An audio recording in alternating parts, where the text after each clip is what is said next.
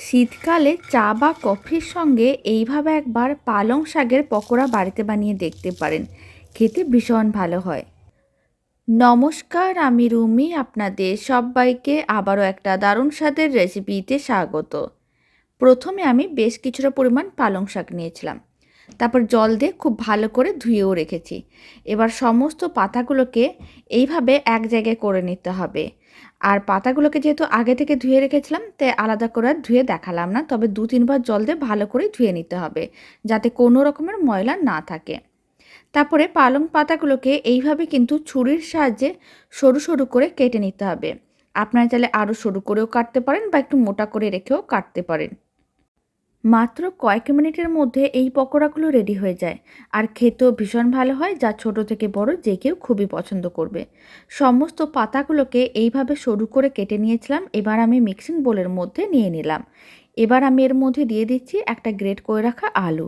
আলুটাকে আগে থেকে গ্রেট করে ভালো করে জল দিয়ে ধুয়ে রেখেছিলাম। তারপরে জলটা ঝরিয়ে নিয়েছিলাম আর গ্রেট করা আলুগুলো দিয়ে দিলাম।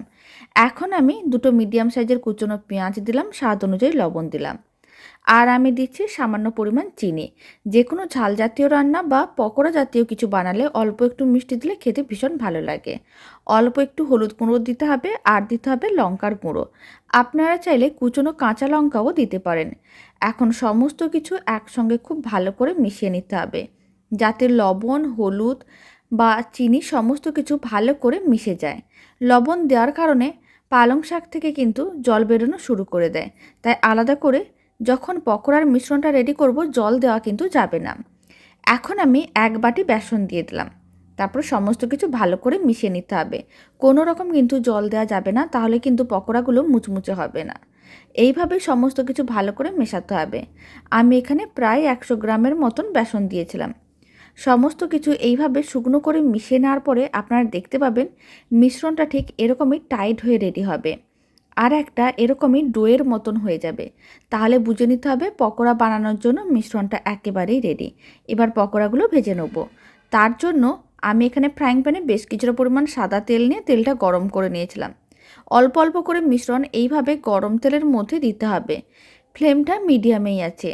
বেশ কিছুটা মিশ্রণ গরম তেলের মধ্যে দেওয়ার পরে আর এইভাবে ফ্লেমটা মিডিয়ামেই রেখে পকোড়াগুলোকে উল্টে পাল্টে লাল লাল করে ভাজতে হবে। তাহলেই কিন্তু পকোড়াগুলো বেশ মুচমুচে হবে আর খেতেও ভালো লাগবে। বাড়িতে আপনারা এইভাবে শীতকালে পালং শাক দিয়ে দারুণ স্বাদের মুচমুচে মুখরোচক পকোড়ার রেসিপি বানিয়ে দেখতে পারেন, যা চা কফি হোক বা ডাল ভাত যে কোনোর সঙ্গে খেতে বেশ ভালো লাগবে। আর ছোট থেকে বড় যে কেউ খুবই পছন্দ করবে। প্রায় 5-6 মিনিট এইভাবে মিডিয়াম ফ্লেমে নাড়াচাড়া করে নিয়েছিলাম। পকোড়াগুলো বেশ লাল লাল হয়ে ভাজা হয়ে গেছে। এখন ফ্লেমটা লোতে করে দিতে হবে আর পকোড়াগুলোকে তুলে রেখে দিতে হবে।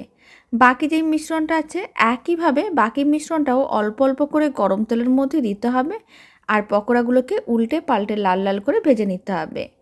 সমস্ত পকোড়াগুলো ভেজে নেওয়ার পরে আমি আপনাদের একসঙ্গে দেখাচ্ছি।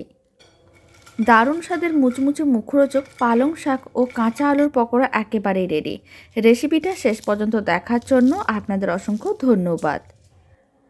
তো চলুন, ভিডিওটা আমি এখানে শেষ করছি। আপনারা সবাই ভালো থাকবেন, সুস্থ থাকবেন। আপনাদের সঙ্গে আবার নতুন রেসিপি নিয়ে দেখা হচ্ছে।